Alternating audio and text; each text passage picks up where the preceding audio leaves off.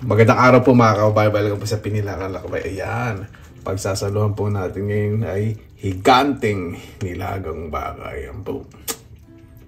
Diba? Winner na winner. At ngayon medyo okay na po ang pakaramdam ko. Tara, samahan po ninyo akong bahagyang mag-prepare. Kung nagugutom na po kayo at hindi kayo masyadong in love sa well-modulated voice ko, pwede nyo na pong i-fast forward. Pero saan po ninyo ako. Ayan, nakapagpakulo na po ako ng higanteng baka. Ano po ito balikat.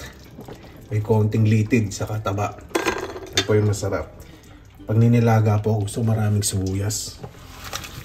Mas malasa po kasi sabaw. Sa ginagamit ko po, pulang sibuyas. Gusto ko po kasi yung sabaw, medyo may kulay ng bahagya. Meron na po yung asin. Lagyan na natin ng paminta. Yung nabili kong paminta ngayon, medyo totoo. Mga 60% totoo. Hindi siya masyadong strong. Masend nga ng feedback sa shop.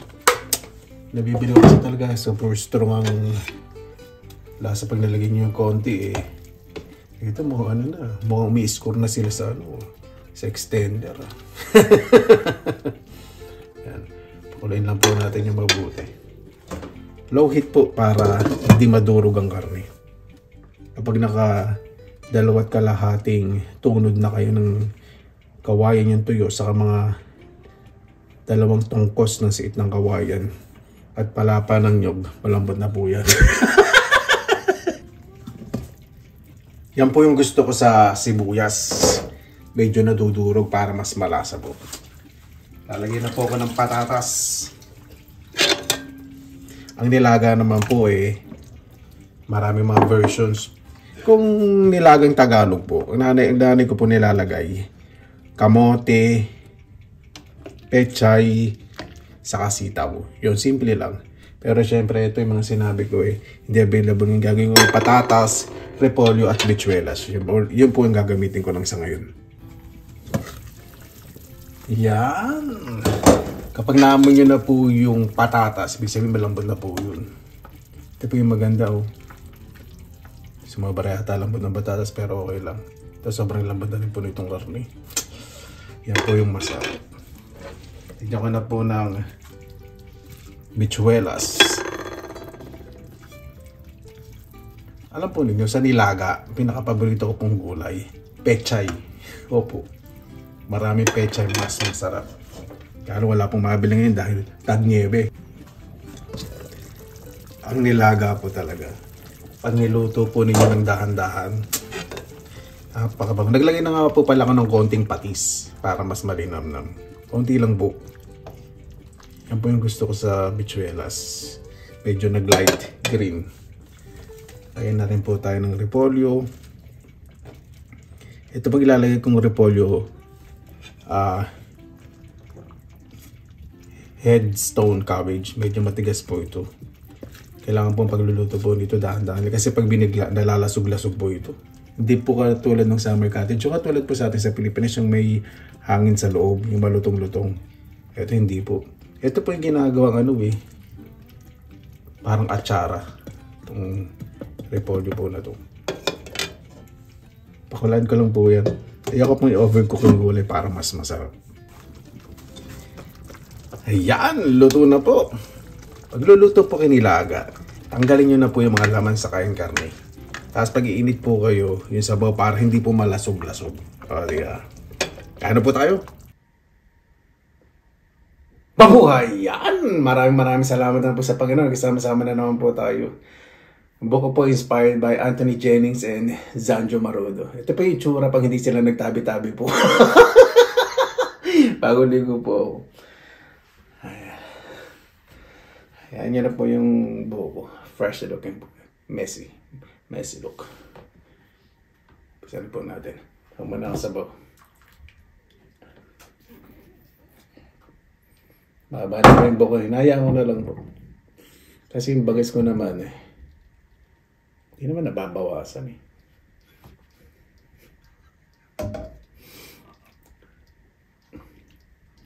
Sabaw. Alam po ninyo, walang isang linggo. Yes.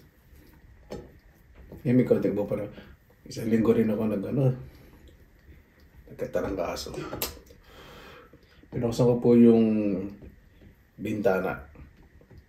Yung dalawang neighbor ko. Magkabilaan yan. Doon yung babae may ibo dito yung bagmanugang matandang babae sa kanyang asawa anak niya. May ibo rin. Kasi ngayon po plus temperature na naman. Binuksan na po itong bintana para pa-fresh po. Ayan, kita niyo yung pag-uso ko ng kaldero. Tuloy-tuloy kasi pumapasok yung hangin. Marinig ko yung mga ingay. Sila binuksan din yung bintana nila.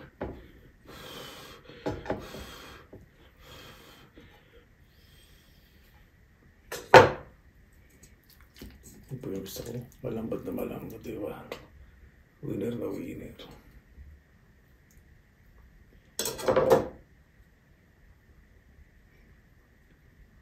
Ay, simple. Yung patatas medyo na overcook pero okay lang. Sarap po yun sa sabaw.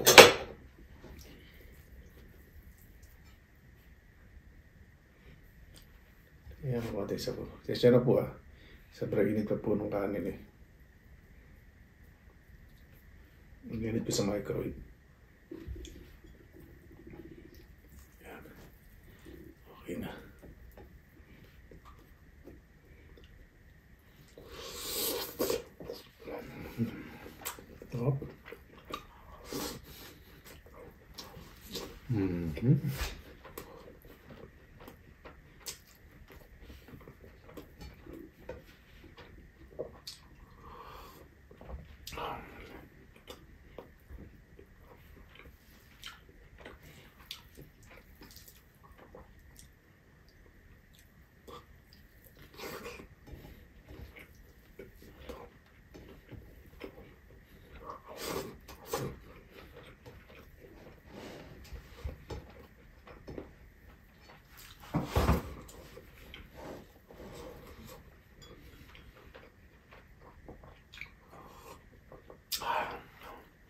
Dahil po ko ditong apple juice.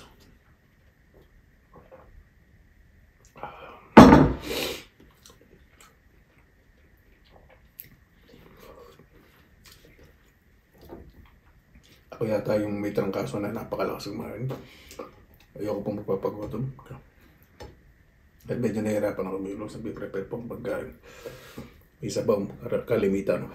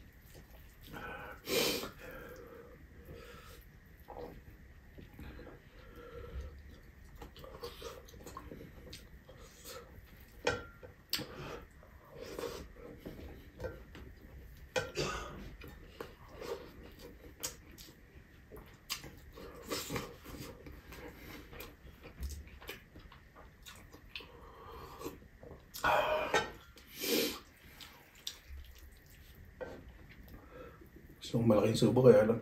May nagtatong kanin na pa sobrang dahil sa microwave.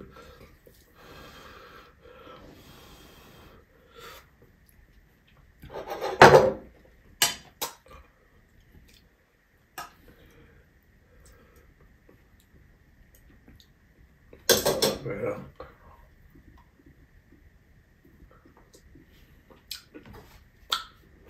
sili.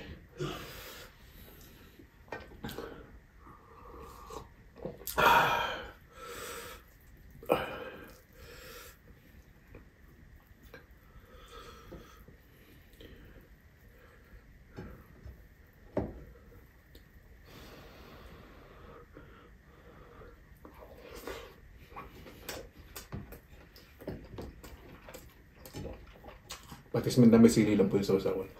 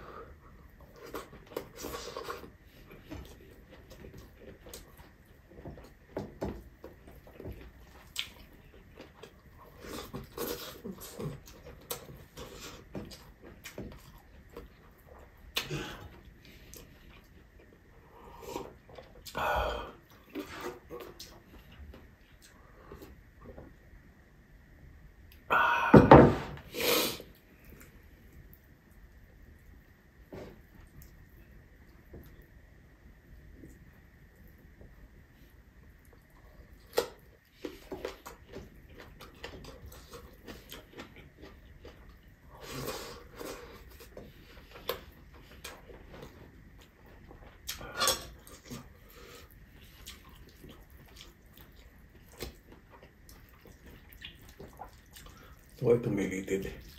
Ito. Haba ka nakalitid. Yan. Yun.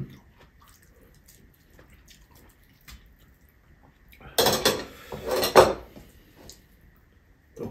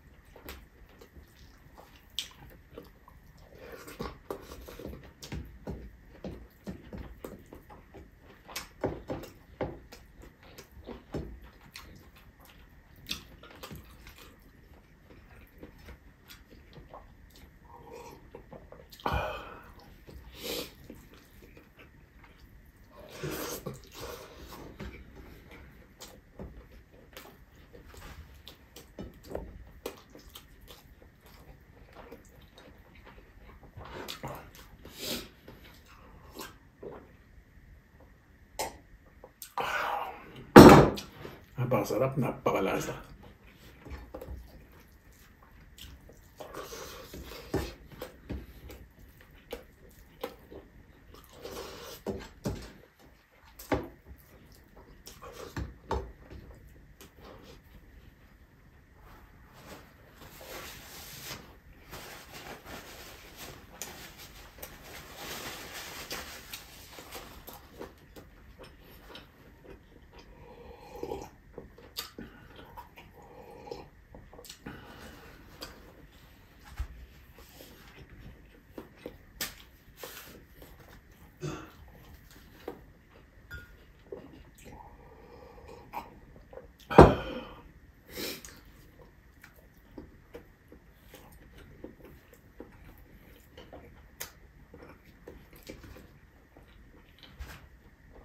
Kapitbahay ko naglilinis ng harap.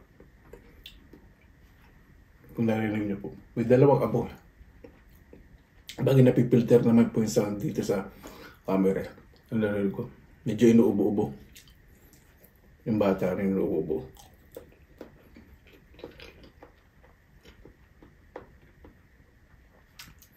Kakaiba po panahon ngayon kasi mag-February pa lang nagwawarm. Ibang klase po panahon ngayon. Dapat nga po ito po yung pinakamalamig. -15, -20 ngayon po. Hindi nag-plus 4, +5, +2. Tapos bigla magmaminus.